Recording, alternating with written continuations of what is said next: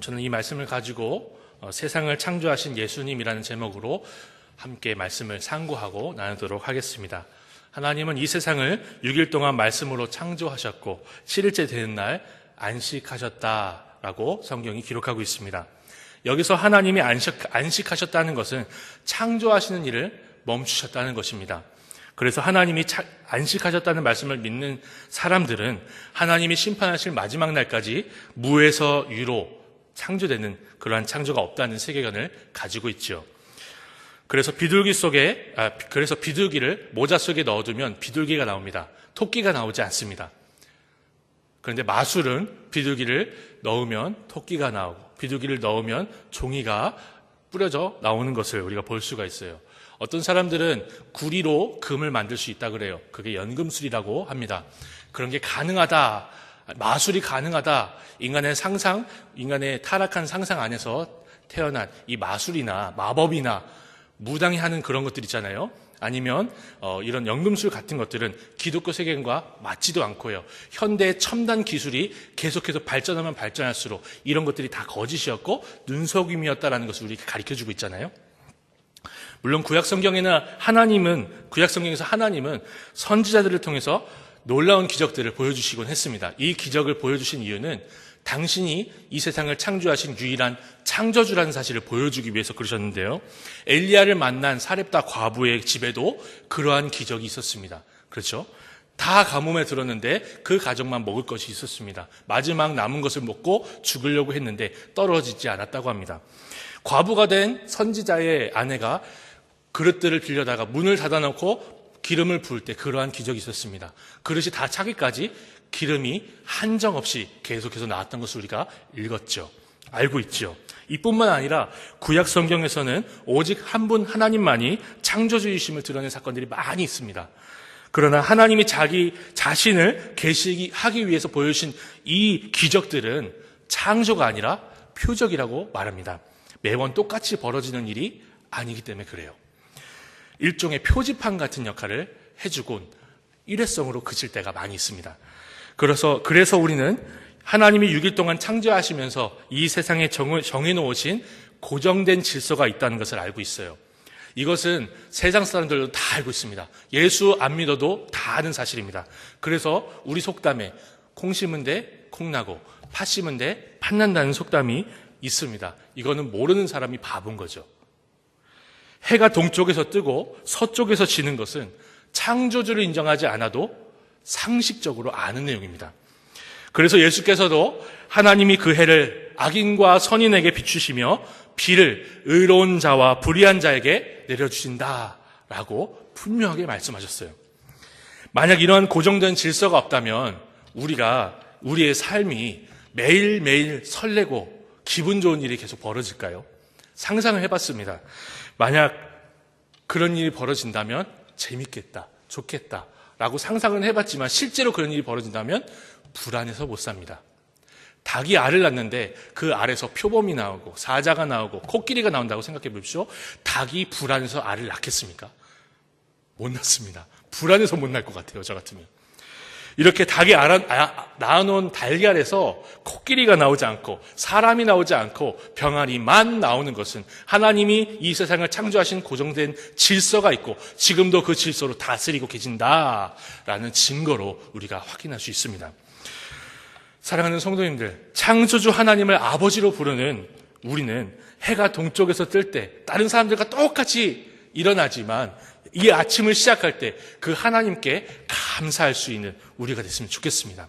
왜냐하면 하나님이 이 세상을 창조하시고 다스리시는 것이 분명한 만큼 우리 주 예수께서 속히 다시 오셔서 이 모든 것들을 회복하시고 새 하늘과 새 땅을 주실 것이 분명하기 때문입니다.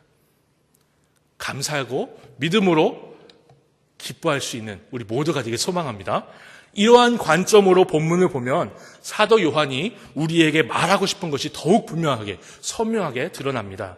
본문에서 사도 요한은 예수께서 제자들에게 보여주신 첫 번째 표적이 물로 좋은 포도주, 그냥 포도주가 아니고요. 좋은 포도주를 만드신 것이라고 기록합니다. 저도 금주 금연을 하는 교단에 속해 있지만 이렇게 그 마트를 가보면 포도주 같은 걸 보잖아요. 궁금한 거예요. 근데 10,000원짜리도 있고 6,900원짜리도 있는데 한 병에 10몇만 원짜리도 있더라고요. 너무 놀라운 거예요. 똑같은 병이 들어있습니다. 예, 더 많이 들어있는 것도 아니고요. 더 적게 들어있는 것도 아닙니다. 그런데 그렇게 차이가 나더라고요. 돈이 10배가 차이 나고 20배가 차이가 나더라고요. 좋은 거니까 그렇겠죠.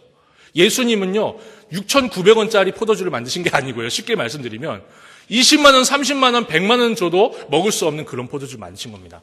왜냐하면 이 가나 혼례가 있을 때 이 신랑이 준비한 가장 좋은 포도주보다 더 좋은 것이다. 연회장의 평가를 받았기 때문에 그렇습니다.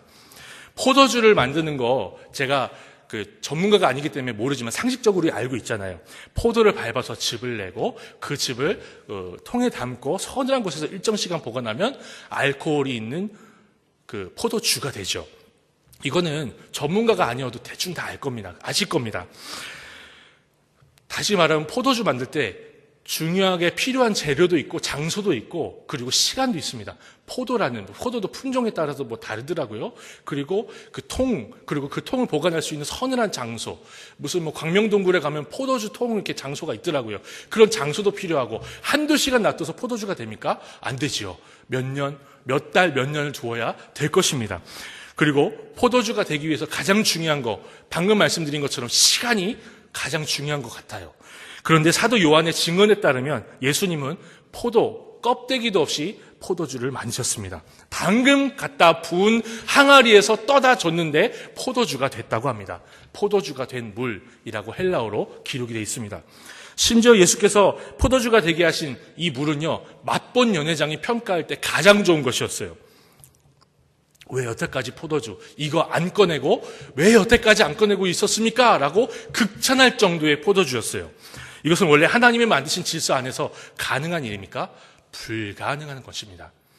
그렇다면 왜 예수님은 이렇게 하나님이 만드신 질서, 고정된 질서를 거슬러서 방금 부어놓은 물로 좋은 포도주를 만드셨을까요? 예수님은 포도주가 된 물을 통해서 자기가 부르신 제자들에게 이걸 가르쳐 주신 거예요. 내가 그냥 인간이 아니라 하나님의 아들이자 이 세상을 창조한 창조주이다 라고 가르쳐 주신 거예요. 그렇습니다. 사도 요한이 증언하는 예수님은 그냥 대단한 성인, 대단한 인간이 아니라 이 세상을 만드신 삼위일체 하나님이십니다. 믿으십니까? 이 사건을 직접 두 눈으로 본 사도 요한은 우리가 이러한 예수님을 믿게 하기 위해서 20장 31절, 요한복음 20장 31절에 보면 너희가 믿도록 이것을 기록하노라 라고 말하고 있어요. 우리는 사도 요한이 증언하고 있는 바로 이 예수님을 믿습니다. 그래서 우리는 삶의 어떠한 순간에도 이 예수님을 굳게 붙들고 흔들리지 않을 수 있다라는 결론을 내릴 수가 있어요. 지금도 중국의 가정교회나 북한의 지하교회는요, 죽음의 위협 가운데서 그 핍박 가운데서도 신실하게 예수님을 믿는다고 합니다. 오히려 남한을 위해서 기도하고요. 이불을 둘러쓰고 성경을 장독대에 숨겨놓으면서도 하나님 저 남쪽 땅에 있는 사랑하는 성도들, 형제들이 배부르고 등 따시어 주님을 배반하지 않게 없어서 기도한다고 합니다.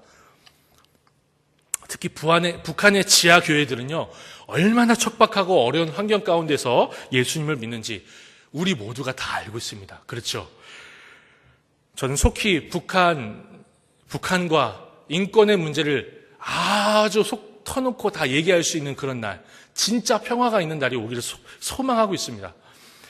하지만 우리 대한민국 정부는 다른 건 다 얘기해요. 뭐 군사 뭐 이런 거 다 얘기하면서 딱 한 가지 얘기 안 하죠. 유럽에 가서도 문 대통령님이 이 얘기 안 했습니다. 인권. 무슨 말이죠? 북한에 여전히 믿음에 대한, 신앙에 대한 핍박이 있다는 것입니다. 여전히 죽음의 위협은 사라지지 않았다는 것을 말해요. 저는 이 일을 생각했을 때 처음에 화가 났어요. 왜 그럴까? 가가지고 때려 부셔서라도 진짜 트럼프 대통령이 가서 뭐 한다던데 그래서라도 구해줘야 되는 거 아닌가? 라는 생각을 했습니다. 그런데 시간을 지나면서 저도 이 북한의 성도님들만큼은 아니지만 고난 가운데 있으면서 하나님 왜 이런 데서 탈출시키지 않으십니까? 라고 원망하다가도 정신 딱 들어서 회개하면서 이 고백이 나오더라고요. 아, 북한의 성도님들은 예수님을 믿는 게 자기 목숨을 내놓을 만한 가치가 있다는 것을 우리에게 보여주고자 그 고난을 받고 있구나. 예수님을 믿는 것이 자신의 목숨을 내놓는 것보다 더 가치 있다는 것을 보여주는 형제들이 저 북녘 땅에 있습니다. 사도 요한이 요한복음을 쓸 때 이 당시에도 북한의 그 위협처럼 성도님들이 많은 핍박과 환난 가운데 있었습니다. 다른 사도들은 순교를 당했습니다. 사도 요한은 반모섬에 갇혔지요. 예수를 믿는 것은 너무나 확실한 고난과 핍박의 길이었습니다. 초대 기독교 역사를 보면 로마 황제의 핍박 가운데 있는 기독교인들에게 순교가 너무 당연스러웠다는 거예요. 콜로세움에 던져지고 사자밥으로 던져지고 검투사가 찢어버리고 너무 당연했다는 것입니다. 이렇게 순교가 너무나 당연해지니까 여기까지 온 거예요. 그냥 가만히 앉아있다가 로마 병사들이 들이닥쳐서 잡아갈 때 그냥 잡혀가는 것은 순교가 아니라 자살이다. 너무 당연하게 순교들을 당할 수밖에 없는 상황이니까요. 힘을 다해서 도망쳤다고 합니다. 단순히 목숨 하나 부지하자고 도망친 게 아니고요. 주님이 이 땅에서 맡기신 그 사명, 부르신 그 사명을 다 하고 죽겠다. 그래서 도망쳤다고 해요. 이렇게 힘든 시기를 지낸 게 사도 요한이 썼을 때쯤의 기독교였고 교회였습니다. 이러한 상황과 환경 가운데서 사도 요한은 이미 복음서가 3권이나 교회에 돌려지고 있었어요. 마태, 마가, 누가복음까지 3권이나 교회에 이 복음서가 잘 증거되고 돌려서 보아지고 구전으로 전해지고 있었는데, 그런데 이 복음서를 굳이 쓰고 있는 거예요. 그리고 예수께서 행하셨던 수많은 기적들과 표적들 가운데 3권의 복음서가 포함하지 않은 이 예수님의 첫 번째 표적을 우리에게 기록해서 보여주고 있는 것입니다. 그리고 예수께서 물로 포도주를 만드셔서 그가 창조주이심을 드러낸 사건은 다시 오실 예수를 기다리는 성도들에게, 이 고난 가운데 다시 오실 예수님을 손꼽아 기다리는 성도들에게 큰 위로와 기쁨이 되었을 것이 분명합니다. 예수께서 하나님의 아들이시자 삼위일체 하나님이라는 사실은 그가 다시 오시겠다고 약속하신 약속이 얼마나 신실하게 이루어질 것인가를 보여주었을 것입니다. 말씀만으로도 온 세상을 창조하신 분이 이 약속을 주셨어요. 그러면 얼마나 신실하게 또 이루시고 얼마나 영광스럽게 이루실까요? 성도님들은, 그 시대의 성도님들은 그걸 바라보면서 고난과 핍박 가운데서 위로를 받았을 말씀이 사도 요한이 쓴 요한복음의 말씀이라고 볼 수가 있는 것입니다. 이제 물로 포도주를 만드신 예수님의 첫 표적은 그때뿐만 아니라 지금도 우리에게 위로가 되고 큰 기쁨이 된다는 사실을 생각해 볼 수 있습니다.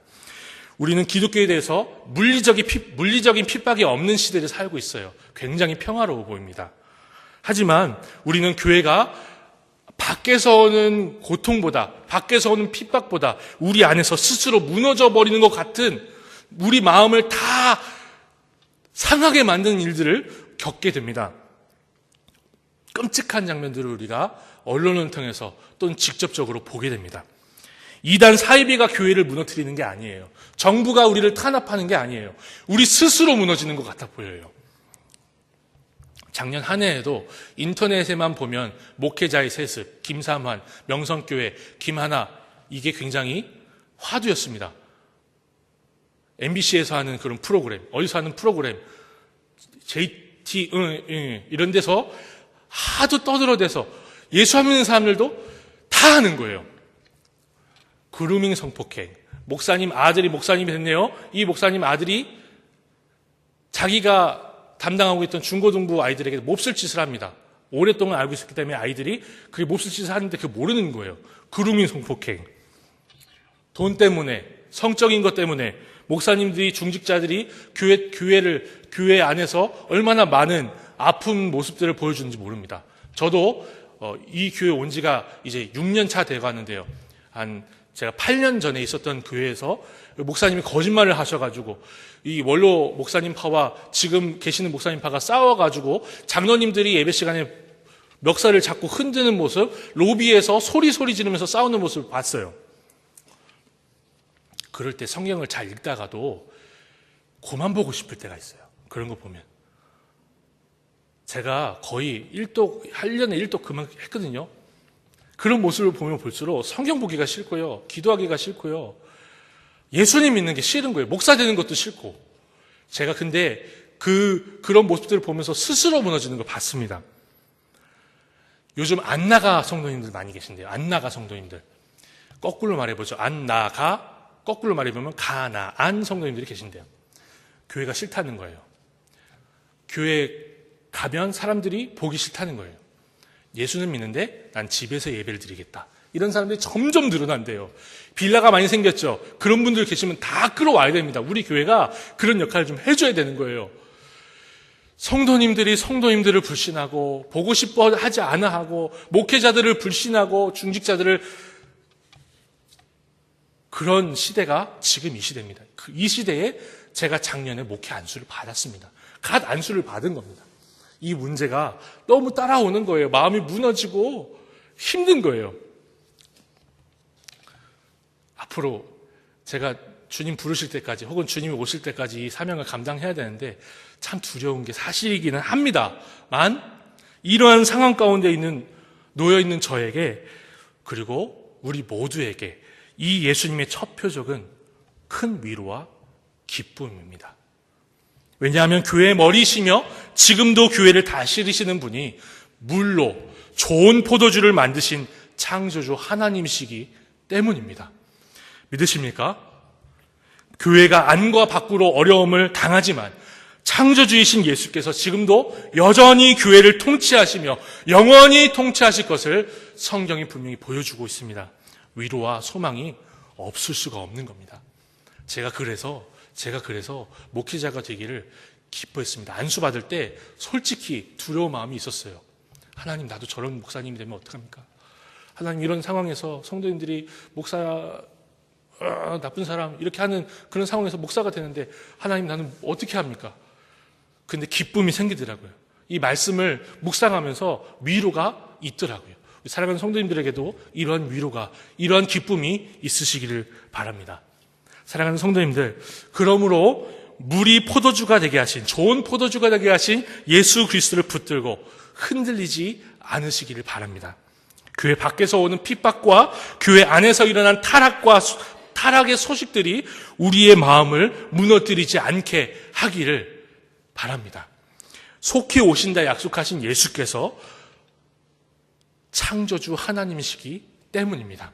이 예수님을 붙드신다면 교회의 어떤 모습을 보시더라도 어떤 아픔을 보시더라도 우리가 해결하는 것이 아니라 주님 어떻게 해야 되겠습니까? 주님 속히 없어서 주님 마라나타 하면서 주님 오실 날을 끝까지 기다리는 2019년도 우리가 보낼 수 있으면 좋겠습니다. 더불어 사랑하는 한국에 있는 모든 교회들이 올 한 해는 정말 아름답고 정말 멋있고 힘 넘치는 그런 소식들로 가득하기를 기대해 봅니다. 기도하겠습니다. 우리 이 시간에 들으신 말씀을 가지고